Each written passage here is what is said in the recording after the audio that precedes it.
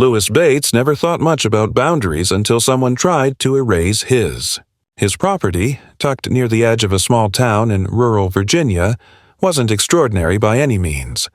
A modest 2-acre plot with a narrow gravel driveway that curved past old maples and ended at a single-story home that he had spent years slowly fixing up. The land, however, was what he valued most. It had a slope toward the back that dipped into a natural drainage channel, a shallow groove in the earth that only filled with water during heavy rains, and a line of dogwoods that stretched along the eastern edge, gently separating his lot from the adjacent parcel. That other property had been vacant for a while after the previous owner passed away, an old widow who had grown roses and baked too much for the church fundraisers.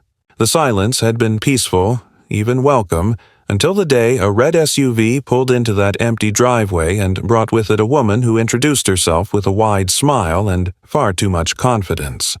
"Hi, I'm Karen Lehman. I just bought the place next door." Louis, not a naturally suspicious man, had offered a polite handshake and a neighborly welcome. She talked a lot about how excited she was to leave the city, how she had big plans for her new home, how the country air was just what she needed to reset her energy. He listened, nodded occasionally, but said little. He had no issue with friendly neighbors, but he wasn't looking to host cookouts or borrow sugar. His life ran on quiet, on simplicity, on knowing where things stood and leaving them that way. But Karen was the kind of person who didn't ask where the lines were. She decided where they should be. At first, it was little things, insignificant, almost harmless. A lawn care crew showed up and mowed a bit too far onto his side of the property line. Louis noticed, shrugged it off, and made a mental note. Then, a week later, he saw her contractor stacking pressure-treated lumber near the drainage ditch behind his house. "Planning a deck," she said, sipping a smoothie, "right up to the back corner. Isn't it gorgeous back here?" He didn't answer her. He walked back to his shed and pulled out the original plat map that had come with the property when he bought it. The lines were clear. The ditch was his. So were the dogwoods. He decided he'd talk to her if it got worse. It did. In late April, while Louis was away for 4 days visiting his brother in Delaware, Karen moved fast. She had a crew come in and remove the overgrown brush near the ditch, flatten the slight incline, and, without warning, install a row of low-voltage garden lights running in a neat arc across the exact corner of his property. When he returned, they were already glowing at dusk, feeding off a solar panel she'd nailed to the fence post. That alone would have been enough to confront her, but what made his hands clench was the freshly planted row of pines, still young, barely 3 feet tall, carefully spaced and aligned along what she claimed was the natural extension of her backyard. He didn't remember giving her permission to landscape his land. Louis didn't yell. He didn't knock on her door. Instead, he walked the perimeter that night with a flashlight and the plat map in hand. He followed the old boundary markers, confirmed the distance from the street corner, and traced each angle with the precision of a man who didn't guess but verified. The dogwoods, as he knew, were still well inside his property. So were the lights, the pines, and the footpath she'd carved out of mulch and flagstone. He took photographs in the early morning when the shadows were long and distinct. Then he made an appointment with a licensed surveyor and called the real estate attorney he'd worked with 6 years prior when purchasing the land. The next morning, Louis sat in his kitchen with a cup of coffee and watched Karen through the window. She wore gardening gloves and a sun hat, humming to herself while adjusting the stakes holding up the newly planted trees. There was no hesitation in her movements, no second-guessing. It was as if the space had always belonged to her, but Louis knew better. Ownership wasn't about who acted confident, it was about who could prove the truth. What bothered him wasn't just the land grab, it was the casual boldness of it all. Karen never asked, never suggested a shared use, never so much as brought up the idea that the border between their properties might need discussion. Instead, she had taken silence as agreement, absence as surrender, and proximity as possession. She had claimed what wasn't hers and acted as though he was lucky to benefit from her improvements. When he finally approached her, cordially with a printed copy of the property survey, she smiled, tilted her head, and said, "I just thought we could both enjoy the space. It seemed so unused." Lewis replied calmly, "Unused doesn't mean unowned." Karen's expression didn't falter, but her tone cooled. "Well, I suppose we'll just have to sort that out, won't we?" He nodded once and turned to leave, knowing full well that sorting it out was precisely what he intended to do, but on his terms and by the law. Still, her last sentence stuck with him. There was something about the way she said it, not confrontational, but certain, like she already had a plan. Over the following days, she doubled down. A small patio set appeared near the drainage ditch. 2 Adirondack chairs and a glass-topped table, clearly intended for outdoor lounging. Then came the bird feeder, the garden sculptures, even a small motion light aimed at her new section of land. It was performative, a way of broadcasting ownership to anyone who passed by. Lewis knew the move: establish presence, create perceived value, and dare the other party to challenge it. It was a method as old as land itself, but Lewitt wasn't a man who was easily baited. His approach was slower, deliberate. He wasn't going to pull up her trees in the dead of night or engage in shouting matches on the street. He believed in proof, in records, in consequences that couldn't be undone with a coat of charm or a public apology. What Karen hadn't expected was that Lewis, the quiet man next door, was far more prepared for conflict than she was for exposure. He didn't just want his land back. He wanted her to feel the weight of having taken something that wasn't hers, and to know what it meant to lose it. By the end of that week, he had a fresh survey filed with the county, a notarized complaint submitted through his lawyer, and a quiet confidence that the wheels were now turning. Karen might have believed that she could reshape the landscape with landscaping and lights, but Lewis knew the ground he stood on. And soon, so would the court. It began, as so many turning points do, with a knock at the door that didn't come from a neighbor, but from a courier dressed in the pale blue of municipal service. Louis opened the door to find the man already halfway down the steps, having left behind a thick envelope with a red stamp in the top corner that read, "Notice of Municipal Review. Property dispute pending." He closed the door without speaking and carried the envelope to his kitchen counter where he slid it open with the corner of his house key. The letterhead was clean and impersonal, the kind of template used for tax notices and code enforcement actions. But the content made his jaw set hard. Karen had filed a claim with the town's Land Use Mediation Office, asserting that the boundary between their 2 properties was ambiguous, and that the landscaping she had installed fell within what she described as a historic usage zone, a phrase so vague and misapplied that it could only have come from someone desperately trying to sound like she had legal ground beneath her feet. She included a hand-drawn diagram that looked more like a real estate brochure sketch than any kind of survey, and had annotated it with colored markers, arrows, and questionably sourced footnotes referencing vague comments from previous residents, and visual observation dating back several seasons. There was a strange arrogance in how she phrased her statements, as though she believed that belief itself could alter fact.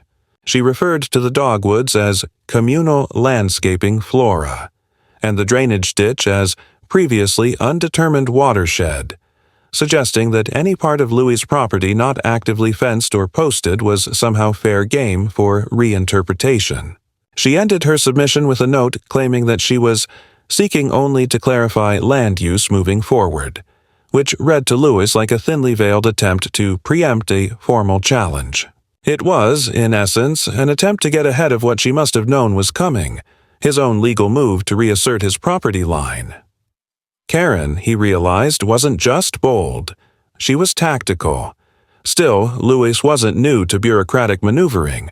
Before retiring, he had worked for years in logistics coordination, where half the battle was getting through layers of vague policy to make sense of what was actually being said. He knew how to read past the filler and get to the meat of a complaint. And what Karen was really doing, despite all her efforts to sound cooperative, was planting a legal seed that she hoped would grow into uncertainty. Enough uncertainty to delay, maybe even block, his claim to reclaim the land she had crossed. It wasn't a lawsuit, not yet, but it was the first stone in what could easily become a drawn-out standoff. That night, he forwarded the entire packet to his lawyer and made 2 more calls. One to the local surveyor, requesting an expedited affidavit based on the newly completed measurements, and one to a retired judge he knew through a friend, just to ask a few hypothetical questions. He wasn't escalating, he was preparing. A day later, Karen doubled down. He came home to find that she had installed a 6-foot cedar lattice fence, not across the property line but a few feet deeper into the area she claimed as hers. It ran from the rear corner of her house toward the edge of the wooded area near the drainage ditch, slicing through the grass he'd seeded himself 2 years prior. It looked like it belonged there, he had to admit. Professionally installed, perfectly stained, adorned with new hanging baskets. But that was the whole trick, wasn't it? Make something look permanent, and people would assume it always had been. Make it nice enough, and anyone who opposed it seemed petty. Karen stood by the fence as he pulled into the drive, sipping what looked like cucumber water from a glass canister. She didn't wave. She just looked at him, then tilted her head slightly like a performer waiting for applause. Louis didn't bite. He went inside, typed out a formal response to the municipal notice, and attached the certified plat from the county records office. Yinan, he noted that his complaint wasn't hypothetical, and that he had no interest in mediation over land that was already legally his. He requested that the matter be closed or redirected to the civil court if Karen intended to pursue it further. The municipal clerk's reply came 2 days later, neutral in tone but firm in direction. Because Karen had filed a complaint and the Land Use Committee had received 2 contradicting statements about the boundaries, the dispute would be scheduled for administrative review at the end of the month. Until then, all improvements or alterations on the contested section of land were to be halted. Louis knew what that meant. Nothing for him to do on his land until the town caught up. But Karen wasn't waiting. The next morning, before he'd even finished his coffee, he heard the low hum of landscaping equipment. She'd hired another crew, this one spreading decorative gravel along the side of her new fence. He stepped outside and said nothing at first, watching as they spread tarp and laid down stone just inches from where the disputed line stood. One of the workers gave him an apologetic glance before returning to his shovel. Karen, appearing from around the house with a clipboard in hand, stopped near the corner of the fence and said in a voice loud enough for the crew to hear, "We're within our rights to maintain aesthetic continuity until a formal decision is made. I've consulted someone on this." Louis looked at her and said flatly, "You've got 2 weeks until that decision. I'd be careful about spending money on something you might have to rip out." She smiled with that same self-satisfied tilt of the head. "I'm not worried. I know where I stand." It wasn't just defiance, it was belief, unearned but deeply held. That was what struck him. Karen didn't doubt she could reshape reality by simply claiming it confidently enough. But confidence couldn't move property lines, and Louis knew that confidence unbacked by documents was as weak as cardboard in the rain. He said nothing more, stepped back inside, and let the wheels of legal consequence continue their slow, grinding turn. Later that week, he noticed a subtle change. Neighbors walking past more often than usual, their steps slowing near the fence, their eyes flickering between Karen's neat landscaping and Louis's more rugged, unornamented side. Word was spreading. Karen was talking, probably spinning a version of the story where she was the reasonable one, just trying to improve the neighborhood, while the man next door was overreacting about a few feet of grass. That kind of narrative could work in a place like this, where appearances were half the battle and charm was currency. But Louis didn't need their approval. He needed the ruling, and when it came, it would not be based on who had prettier shrubs. For now, he documented everything. Photographs, dates, receipts, a log of every interaction and every change she made. It was tedious, but necessary, not because he believed it would end in a lawsuit, though that was still possible, but because he refused to let someone rewrite the shape of his world without contest. Karen might have treated this as a chess match, but Louis viewed it more like erosion, slow, deceptive, and irreversible if left unchecked. What she didn't realize, what people like her never did, was that Louis had the patience to see this through and the documentation to make sure the ending wasn't decided by who spoke first or loudest, but by the hard, immovable lines on paper that didn't care who smiled nicer at the neighbors. Louis had expected the next escalation to come quietly, perhaps through a lawyer's letter or another procedural notice, but instead it arrived with the unmistakable shriek of power tools at 7 in the morning. At first, he thought one of the nearby homes was having work done. Siding, maybe, or roofing. But when he stepped outside, coffee still in hand, what he saw stopped him in place. Karen had hired a crew of 3, and they were not only expanding the gravel installation, but actively excavating a section of his land near the base of the slope where the drainage ditch ran. One man was marking off distances with bright orange flags, while another was positioning a post-hole digger directly where Louis knew the surveyed boundary ran. The third, younger than the rest, was already halfway into digging the first hole, his back hunched, arms swinging in an automatic rhythm. Karen stood to the side holding a set of printed plans on a clipboard, nodding as if supervising a municipal project, not trespassing on a neighbor's land. Louis approached calmly but firmly, his voice steady. "I'm going to give you one warning, and I won't repeat it. You're on the wrong side of the line." Karen turned, not startled but rather prepared, as if she'd been waiting for this confrontation. "Actually," she began with deliberate sweetness, "we're within the disputed area, which is pending review. I've consulted a contractor and a landscape consultant, and both agree this section aligns with the original property use as described by previous owners." She paused, as though her citation of vague, unverifiable sources was supposed to validate the intrusion. Louis simply responded, "Put your plans away. This is now official trespassing. My attorney filed a protective action with the municipal court last night, and I have the stamped document in my house. You've been formally notified." Karen blinked, the smallest crack in her composure forming at the edge of her expression, but she didn't back down. Instead, she took a step forward and said, "Louis, be reasonable. This land has been unmanaged for years. I'm doing both of us a favor by cleaning it up and making it usable. It's barely maintained. I thought you were the type who appreciated order." He didn't answer her. He simply turned around, went inside, and returned with a printed copy of the court's temporary land use hold, signed and dated, and handed it to the nearest worker, who took one look and immediately shut off his equipment. The other 2 followed suit with a speed that told Louis they had no interest in being involved in legal gray zones. Karen stood still, her hand tightening around her clipboard, but she said nothing more as the workers began packing up their tools in silence. The following morning, a different sort of attack arrived. This time not in the form of construction, but through insinuation.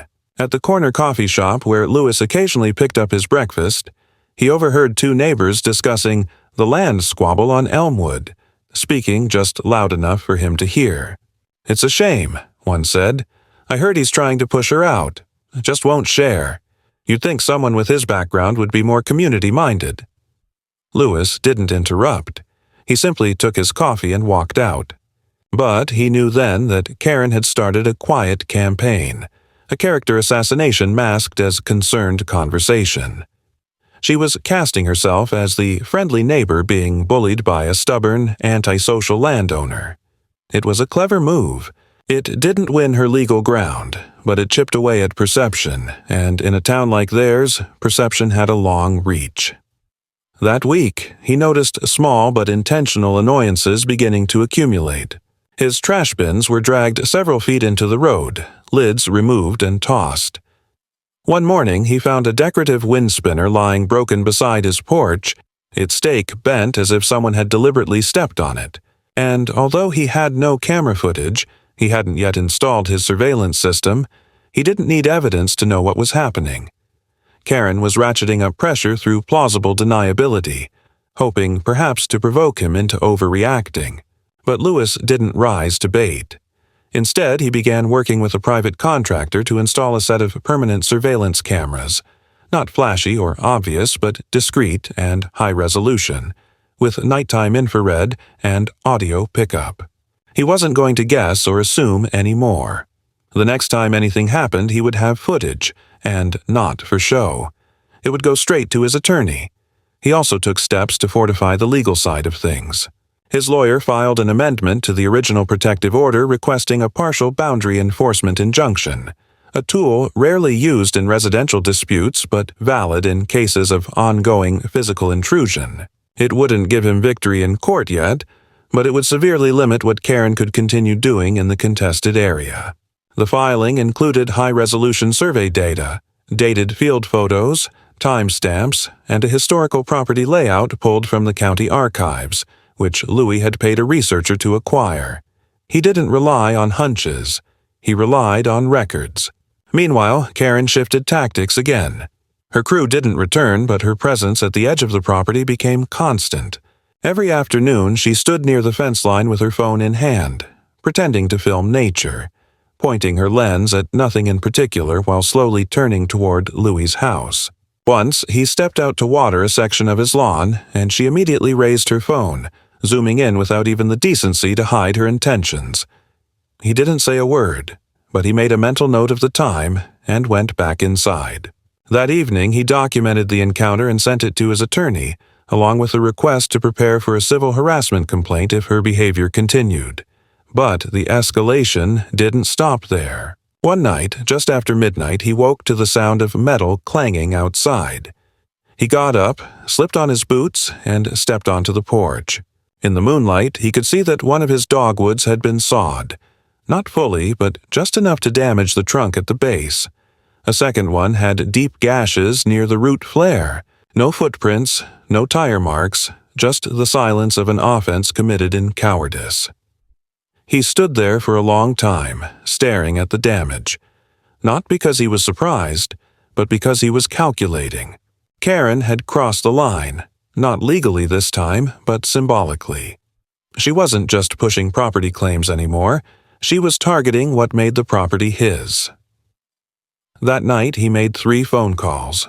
One to the sheriff's non-emergency line to report the vandalism, one to his lawyer with a detailed recount of the incident, and one to his contractor to push forward the final stage of his preparation, a full topographic scan of the property using aerial drone mapping.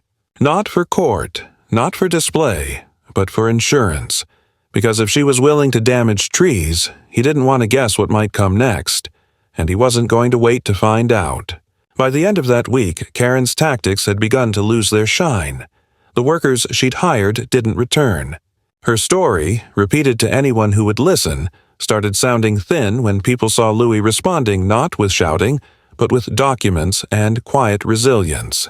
The cameras now covered every inch of the disputed area, and the footage was clean, stable, and unimpeachable. And with every motion-activated alert, every false gesture from Karen meant to draw him out, he stayed inside, logged the data, and let the file grow thicker. This wasn't over, but the tone had changed. Karen had thrown her first real punches, and Lewis hadn't flinched. Now it was his turn. The shift came not with a confrontation or a single event, but with a paper trail. Quiet, clean, and legally weighted in Louis' favor. After weeks of tolerating silent stares, thinly veiled provocations, and unlawful tampering masked as gardening, Louis' legal filings finally pushed the dispute into its first formal hearing at the county-level administrative board. The hearing wasn't dramatic, no slamming of folders or shouted accusations, but it marked the moment where the foundation of Karen's story began to crack in full view of someone other than the neighbors. It was held in a modest, wood-paneled room inside the county clerk's building, with a mediator seated between the two parties and a clerk quietly recording every word spoken. Karen arrived overdressed and overconfident, her binder thick with papers and printed screenshots. most of which Lewis recognized as his own property taken from online listings or satellite images without context.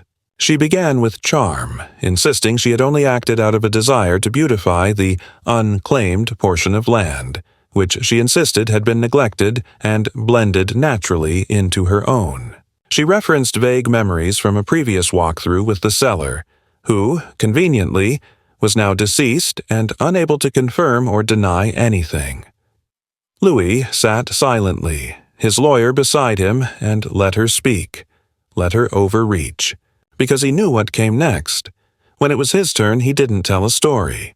His attorney simply passed out copies of the original deed, the updated survey with timestamps, the drone imagery that overlaid the official plat lines with photographic precision, and the documentation of every interaction, dated, logged, and annotated.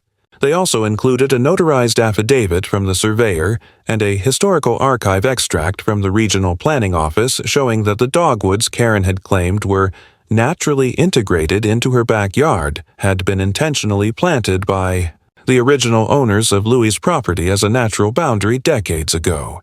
The aerial photography confirmed that for over 30 years, the physical land use patterns had remained unchanged until Karen moved in. Her rebuttal came in the form of a shaky, outdated photo from a community picnic taken at an odd angle that she claimed proved people had always walked freely across the property line. The mediator accepted the document politely, glanced at it, and set it aside. It didn't take long to understand that the scale had tilted. But it wasn't the paperwork that broke the illusion Karen had carefully cultivated. It was her reaction to being disproven. When the mediator referenced the temporary injunction and clarified that any future improvements on the contested land would constitute a violation, Karen's tone shifted. She began interrupting, questioning the surveyor's credibility despite having no competing survey of her own, and accused Louis of orchestrating a campaign to make her feel unsafe in her home. She brought up unrelated disputes with previous neighbors in another town, clearly fishing for a broader narrative of victimhood. That was the moment her posture cracked. Not enough for someone like her to admit fault, but just enough for everyone in the room to see that the conflict wasn't about property at all. It was about control. Karen wasn't just trying to keep land she had wrongly claimed. She was fighting the loss of the illusion that she could bend rules by will alone. Following the hearing, the administrative body issued a preliminary statement in writing, advising both parties to cease all activity until the next session, with a specific clause restricting further occupation of the disputed land by either side. For Louis, this was a quiet victory, not yet final, but firm enough to give legal weight to what had until now been a slow erosion of boundaries and patience. He could feel the tone shift even before the letter was delivered. Karen no longer lingered by the fence line with her phone. She no longer brought out her folding chair or made casual comments to passers-by. For a few days, she disappeared entirely from view, her blinds drawn, her driveway empty. It would have been easy to believe the conflict had passed, that the momentum had broken. But Louis knew better. This wasn't surrender. It was recalibration. The silence broke on a gray Wednesday morning with the low, vibrating sound of a utility vehicle idling near the edge of Karen's driveway. A contractor in a yellow vest stood beside her, pointing toward the ground and then toward the sky, gesturing in the direction of the dogwoods. Lewis watched from his kitchen window, careful not to react too quickly. He called his attorney and reported the activity, forwarding a time-stamped photo of the exchange. No need for assumptions, just another line in the file. Later that afternoon, the contractor returned, this time with a small post digger and a cart loaded with rolled mesh fencing. Not on the disputed land, but just beside it, close enough to imply intent. Louis again said nothing publicly, but filed a formal notice with the court administrator indicating a potential violation of the mutual freeze. In truth, it wasn't about the fence or the gravel anymore. Karen had lost the legal ground, and somewhere inside she likely knew it. But there was still the matter of dignity, or pride, or whatever distorted fuel was driving her to continue pushing against reality. The midpoint of this conflict didn't come with a bang or a resolution. It came with exposure. Her arguments had been presented, dissected, and found lacking. Her gestures of charm and social manipulation had failed to deflect scrutiny. She had spent weeks building a structure of borrowed confidence and vague memory, only to see it collapse under the weight of documentation and fact.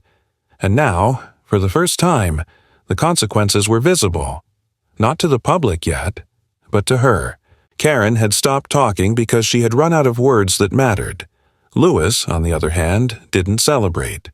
There was no need for triumph, no declaration of victory, just a steady movement toward finality. He kept documenting, kept backing everything with traceable steps, knowing that the final chapter wasn't far off. The question now wasn't whether the land would be returned. It was how much of Karen's illusion would go with it, and whether she would finally realize that what she tried to steal had already been measured, numbered, and filed away long before she arrived. The days that followed the municipal ruling brought a strange, temporary calm to the property line, as if both sides had retreated behind an unspoken ceasefire. But Louis knew better than to mistake silence for resolution. Karen had been forced to halt any further construction, and the administrative body had effectively frozen the disputed strip until the full ruling. Yet the fact that she was no longer hammering posts into his soil didn't mean the fight had ended. What came next wasn't loud, wasn't even visible at first. It was procedural, strategic, and designed to exhaust. A week after the hearing, Louis received a letter from the town's Environmental Compliance Division. The language was sterile, but the implications were pointed. A neighbor had submitted a complaint alleging that recent alterations to his yard had caused water runoff to affect nearby properties. According to the claim, soil erosion had increased and was suspected to contribute to sediment displacement along the shared slope. Louis hadn't done any digging, grading, or structural changes in over 2 years. The only recent earth disturbance was the trench Karen's landscapers had carved behind her illegal fencing. Still, the inspection was scheduled. He greeted the two officials cordially, walked them through the yard, pointed out where the natural drainage had always flowed, and showed them the drone imagery and time-stamped survey to confirm that his land hadn't been touched. They took their notes, snapped photos, and eventually left without comment. No violations were cited, but Louis understood what had just happened. Karen was shifting her tactics. The fight was no longer over physical encroachment. It was about character, pattern, bureaucracy. If she couldn't win ground, she'd try to paint him as problematic. Within days, a second notice arrived, this time from zoning enforcement. It referenced an anonymous complaint about after-hours noise, allegedly stemming from prolonged tool use near the shared property line. The date mentioned coincided with the Sunday evening Louis had spent tuning an old irrigation timer in his garage. The sound wouldn't have carried beyond the gravel path. He responded formally, calmly, and pointed out that the claim lacked substance. But he noted the pattern. 2 complaints, both baseless, filed in quick succession. Not an attack, but a drip. Measured, spaced, relentless. Louis began filing FOIA requests for all complaints tied to his address over the past 3 months. What he found confirmed what he suspected. Several were submitted using different formats but featured identical phrasing, down to the wording, improper use of transitional boundary space, and visual disruption caused by unsanctioned elements. No, average resident writes like that. These were written to sound like regulation, meant to trigger scrutiny without carrying proof. In one scanned submission, he spotted a photo clearly taken from a second-story vantage point overlooking his backyard from an angle only one house on the block could manage. It wasn't damning evidence, but it was a signature, Karen's kind of move. The implication was that her strategy had evolved. If she couldn't seize the land, she'd try to wear him down through suspicion. He didn't engage. He documented. Every inspection, every complaint, every rebuttal, scanned, indexed, and dated. His attorney helped him compile the material into a single file, structured in 3 segments: provocation, procedural harassment, and evidentiary response. Not for court just yet. Not unless she pushed further. But Lewis was building a shield so thick that when the time came to go on the offensive, it wouldn't be a reaction. It would be a calculated shift with no gaps in logic and no room for doubt. But Karen wasn't done testing limits. One Thursday afternoon, a contractor arrived and unloaded a small stack of composite fencing material at the far end of her property. Not on the disputed zone, but unnervingly close. The next morning, the contractor returned with a post-hole digger. Lewis took photos, time-stamped them, and sent a notice to the municipal office requesting confirmation that no new fence permits had been issued. It turned out she had filed a request 2 days prior, postmarked the day after the preliminary freeze. The permit had not yet been approved and, in fact, was still under review. Lewis filed a report citing an attempted violation of the freeze order. A warning was issued. The contractor didn't return. Days later, while reviewing the prior filing submitted by Karen, his attorney noticed an odd inconsistency. In a document Karen had submitted weeks earlier, she referenced a landscaping permit allegedly issued to her for beautification along the fence line. Louise had never seen such a permit during the discovery phase. They requested the official document through the city's records office. When it arrived, they discovered it had never been fully authorized. It was an incomplete application, unsigned by any official, bearing a submission date well after the installation of the gravel, trees, and lattice. The kicker: Karen's name was spelled incorrectly in the applicant line. Not a forged document, not technically, but a post facto attempt to dress an infraction in legitimacy. The intention was clear. She'd tried to insert the paperwork after the fact and hoped no one would look too closely. Lewis's attorney acted swiftly. A notice of misrepresentation was submitted to the municipal office.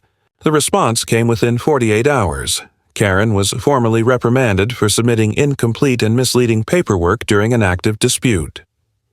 The reprimand didn't carry a fine, but it marked her in the town's system. Any future filings from her would be reviewed manually and held to stricter scrutiny. It was quiet, procedural justice, the kind that doesn't make headlines but shifts everything underneath. Karen, up until now protected by the ambiguity of being just a difficult neighbor, now had an official paper trail. She had crossed from annoying to unreliable in the eyes of the municipality. Subtle consequences followed. Her interactions with neighbors shifted. Where before she had freely talked to passers-by during her garden walks, now she kept to herself. No more cheerful waves or forced smiles. And while no one spoke to Lewis directly, he noticed a change in tone when he passed others on the street. Nods instead of glances. A lifted hand instead of a turned back. Perception was recalibrating. Slowly but surely. And perhaps the clearest signal that Karen felt the pressure came one evening when Lewis returned home to find a landscaper pacing nervously outside her property. He appeared confused, checking his phone, looking toward the disputed line, and then walking away. A few minutes later, he drove off without unloading a single tool. The message was unmistakable. Her contractors were hesitating. The story was spreading. Lewis didn't gloat. He didn't smile as he entered his house or stand by the window watching for a final sign of defeat. He simply logged the moment, added it to his file, and prepared for what he knew was still ahead. Because he hadn't just protected his property, he had reclaimed control of the narrative. Karen had started a war over inches of ground, but in trying to take what wasn't hers, she had sacrificed far more: credibility, influence, and the mask of good intentions. He had never raised his voice, never played dirty, never stooped to drama.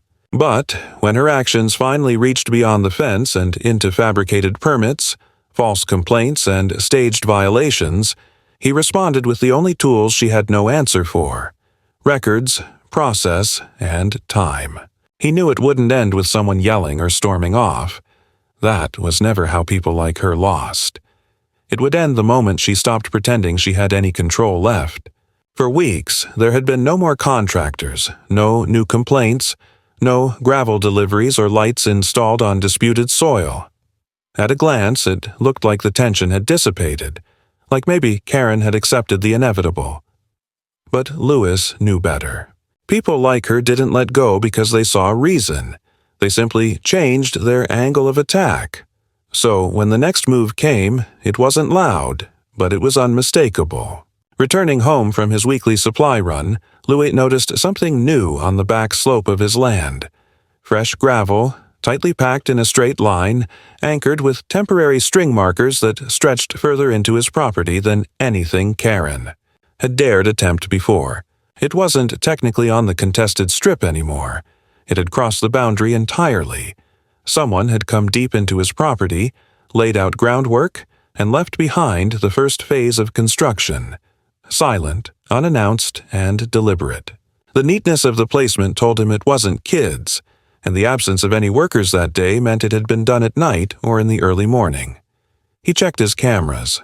The angle didn't cover that part of the land completely, but the motion alert was there. 3:12 a.m., a single clip, blurry heat traces moving near the southern corner. No faces, no plates. Just enough to confirm his suspicion. He didn't call Karen. He didn't even look in her direction. Instead, he contacted the municipal inspector, attached the court's previous ruling, the drone imagery, and the photos of the new incursion. When the inspector arrived the next afternoon, he spent longer than usual walking the site. This time, he wasn't just observing. He was measuring. A tablet in hand, GPS-based mapping, coordinates plotted and cross-referenced with county data. When he finished, he looked up and said flatly, "There's no permit, no notification. This isn't a gray area. This is a clear violation." That was all Louis needed to hear. Karen didn't come outside until dusk. She approached the back lot slowly, arms crossed, eyes scanning the freshly disturbed gravel now marked with municipal tape. She didn't look at him, just stared at the ground like it might shift and fix itself. When she finally spoke, her voice was quieter than usual, but still wrapped in defiance. "It was a miscommunication," she said. "The crew didn't realize how far they'd gone." Lewis didn't answer. He didn't nod. He didn't even look up from the printout in his hands. The next morning, his lawyer filed a civil claim not just to finalize the boundary and demand removal of the latest encroachment, but also to recover damages, both financial and administrative, for months of disruption and legal fees. She didn't show up to the court date. Instead, she sent a lawyer, a young man who looked unprepared and slightly panicked, flipping through a file he clearly hadn't organized himself. He tried to argue that the latest construction was a mistake, that the original boundary had always been understood differently, and that Karen's actions were based on a good faith belief that the area was still in question. But Louis's file was airtight. Updated maps, drone scans, correspondence records, photos, inspector reports, a digital chain of events so detailed that the judge barely asked more than a handful of questions. "Given the prior rulings and the repeat violations," he said, "this seems more than a misunderstanding. It appears to be a willful disregard for clearly stated boundaries." The ruling came quickly. Karen was ordered to remove all unauthorized modifications, restore the land to its prior condition, and pay full reimbursement for legal costs. In addition, the court granted Louis the right to file for a property lien on Karen's lot if the damages weren't paid within 30 days. A legal door she had forced open through repeated non-compliance. The judgment wasn't just final, it was surgical. Lewis didn't celebrate. When the paperwork arrived confirming the ruling, he printed it, slipped it into a folder, and went back outside. The gravel was still there, still pressed into the earth, waiting for someone else to clean up the mess. 2 days later, a hired crew arrived, not from Karen's payroll, but through court enforcement. Quiet men in utility vests. They dug up the gravel, packed it away, and carted it off with the kind of silence only professionals can maintain when dealing with someone else's shame. Karen watched them from her back porch. Then, slowly, she descended the steps, walking across her yard toward the place where her illusion of control had finally collapsed. She didn't speak. She didn't protest. She stood in the mud for several minutes, watching her improvement project disappear scoop by scoop until the slope returned to the way it had been before she ever thought about claiming it. Louis didn't approach her. He didn't glare or gloat or offer a comment. He just stood at the edge of his own boundary, hands in his jacket, watching the crew finish the work she had started but could no longer claim. It was over, not because someone said it was, but because the law had spoken in plain, unshakable terms. She had tried to redefine what wasn't hers. She had done it with charm, with paper, with contractors, with silence. And all of it had failed. Because, in the end, the land didn't care how confident you were. It only listened to the record. By the time the fence came down, there was no audience left to cheer or mourn its removal. The neighbors who once speculated about whose land was whose had long since lost interest, and Karen herself no longer emerged with the same theatrical presence she once maintained. It was a quiet dismantling. No legal pressure this time, no court-mandated crew, just Karen in old work clothes slowly unscrewing the boards from the same lattice she had so proudly installed months earlier. Louis saw her from his study window one afternoon, crouched in the dirt, a hammer hanging loosely in one hand, and a half-collapsed wheelbarrow beside her filled with rusted brackets and wood fragments. She worked slowly, mechanically, her movements stripped of the energy that once defined her defiance. He watched for a few minutes, not with satisfaction or pity, but with the quiet recognition that something irreversible had happened, not just to the land, but to the person who had tried so hard to claim it. The judgment had been paid. Not in full, not right away, but the bulk of the compensation had arrived before the deadline, avoiding the lien but draining enough from her accounts that the balance of power no longer tilted. The legal closure was complete. His property was intact, his rights affirmed, and his name cleared of every complaint she had tried to lodge in the shadows. But the most significant outcome wasn't written into the court documents. It was something you could only see if you had lived through it. Karen no longer stood at the edge of his land as if it were hers. She no longer made eye contact. She passed him once in the grocery store parking lot, paused as if debating whether to acknowledge him, then turned her head and walked quickly toward her car, keys already clenched in her hand. Louis didn't follow her with his eyes. He loaded his truck, drove home, and parked as he always did. 3 inches from the gravel line he had redefined with a mix of law and patience. The land looked different now, not because it had changed, but because it had been defended. The slope had been regraded slightly, the dogwoods reinforced with proper mulch and new supports, and a low row of decorative stone now traced the actual boundary with subtle finality. Not a wall, not a warning, just a quiet reminder. This space has been claimed, measured, protected. It is not for taking.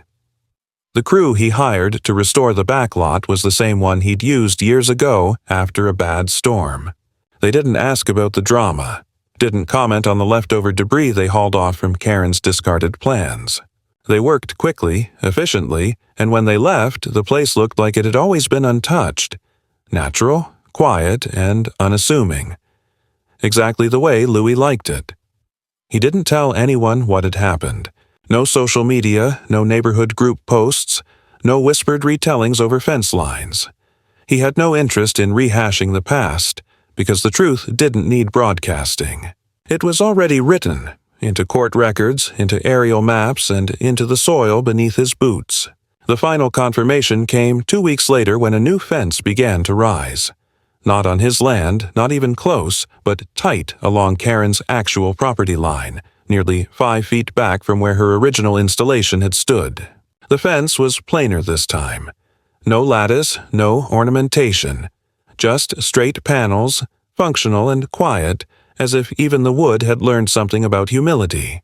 She worked on it alone for a few days, then brought in someone to help level the posts. Louis never spoke to them, never watched long enough to be noticed. But every day, when he walked the perimeter of his lot with a rake or watering can, He'd pass that new fence and he'd see her there, head down, sleeves rolled, eyes never leaving the plumb line. There was no apology, and he never expected one. People like her didn't apologize. They adjusted. They recalibrated. And sometimes, when the ground they stood on proved firmer than their certainty, they learned. Not always, not completely, but enough to stop reaching over someone else's border. And that was enough. For Louis, resolution didn't mean rebuilding trust or restoring friendliness. It meant returning to normal, to peace, to the sound of nothing but wind through the trees and gravel under his boots. He didn't need a winner's speech. He just needed the fence to stay where it belonged.